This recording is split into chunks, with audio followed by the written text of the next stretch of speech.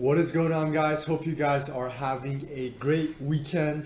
Today I want to talk about a bond and note trade that I take almost every day, Monday through Friday, and how I managed to make over $100 almost every day, upwards to 200 or 300 some days. Pretty much what it is, it's very simple. All I do is take the range from 4:20 a.m. to 5:20 a.m. Pacific Standard Time. Now this used to work better for 4:30 to 5:30 a few months back, but now it's just been working really good from like 4:20 to 5:20. So I usually take this trade on the notes like 90% of the time, just because that's how I started. It's just been like that for the past year or so. /ZN on Thinkorswim, if you guys do use TD Ameritrade, that's the ticker symbol. For TradeStation, some other platforms, it's @TY, stands for the 10-year, and @US, which is for the bonds. So enough of that. What the strategy is, you get the range and then you trade the breakout. Very simple. So I get the range on the 5-minute usually, and then the entry is on the 1-minute, right? So I look for 2 candlesticks unless I have a big amount of volume like this one. So this one, as you guys can see, the volume was really high at the break of the channel on the 1-minute. I don't use stochastics. I don't use any indicators for this. I don't even use moving averages. I just use volume and simple price action, right? So I do wait for a 2 candlestick confirmation unless there's a big spike in volume or I have some other sort of confirmation. So in this case, the range of the channel does matter. So I take this trade when the channel is no smaller than 2 ticks and no bigger than 17 ticks. So what are ticks? Ticks are the smallest unit that a futures contract could move, right? And so in the notes, the ticks compared to the bond are split in half. So if you guys could see that number up there, now it's about to change to 010. Now it's gonna go 01 or 015. So in the bonds, right? If you guys take a look, what happens in the bonds is that you don't even, you don't get the half right there. So it's 1, 2, 3, 4, 5, 6, 7, 8. So I go based off the ticks of the bonds, even though, technically when I do trade the note, it's not the smallest, tick. It's not the tick size that I go for the notes. It's just this tick size for the bonds that I use on the notes. Which is kind of weird, but that's just how I've been doing it. So I wait for the entry on the 1-minute. Now this was on Friday. Yeah, that was on Thursday. So let's just go to Fridays. There we go. So basically Fridays, this one closed with a lot of volume. My entry was right here, and then I held it all the way down here.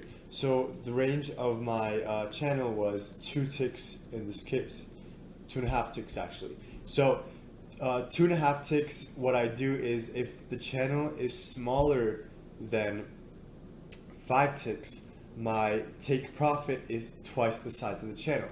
So it's 2.5 ticks right here. So now my take profit is 2.5 ticks times 2, which is 5 ticks, right? So down here, 5 ticks. This was my take profit right here. It hit right around right here, I think it was. And then pretty much that's how it is for, if the channel is smaller than 5 ticks. Now, if it is, like the bond on Wednesday or on Friday, my bad, the bond on Friday, the range I think was around 9 ticks. Yeah, so 8 ticks over here. And so in this case, what I do is my take profit is the size of the channel, right? I don't go 2 times the size of the channel just because, then that's just not a part of the strategy. I go 8 ticks down. So in this case, it would have hit for 2 times the size of the channel, or maybe even 3, but that's just a part of the strategy. That's the way it is, and you know, I follow the strategy. So pretty much your entry would have been right here, and then you would have held this, your stop loss, back to the stop loss. Your stop loss, if the channel is bigger than 5 ticks, in this case it's 9 ticks, would have been 5 ticks above the support, or if it did break upwards, 5 ticks below the resistance. So you place a stop loss here, and then your take profit is the size of the channel right here. It gives you a relatively good, you know, risk to reward ratio. In this case, it's like 1 to 1.4, something like that, or 1.6, something around there. And if the channel is smaller than 5 ticks, the stop loss is 1 tick above the resistance, or if it did break up, it's 1 tick below the support. So you know, it does vary. I like to take this trade, you know, when the channel is around 7 or 8 ticks. That's just the sweet spot for this strategy that's been working well for me for the past few months. So let's just go back in time. Right on Friday, this is the bond, by the way, the 30-year Treasury bond. On Friday, it did work, you know, well for the bond, and then on Thursday, it worked well, as you guys can see. And then let's go back to, so Wednesday it didn't work. I'm not going to drop down into the 1 minute and, you know, confuse you guys, but basically what happened, 1 minute candlestick, two or three 1 minute candlesticks, or even I think it was like 4 1 minute candlesticks, you know, closed green above this. Your entry would have been 2 above the resistance, but then it ended up not working out, and because the channel was 8 ticks, your stop loss would have been hit just right around here. So in this scenario, it didn't work on Wednesday. On Tuesday, however, again, I'm not going to drop into the 1 minute just to show you the potential entry. I didn't take this trade on Tuesday, you know, even though the range was, you know, 420, so around right here, right?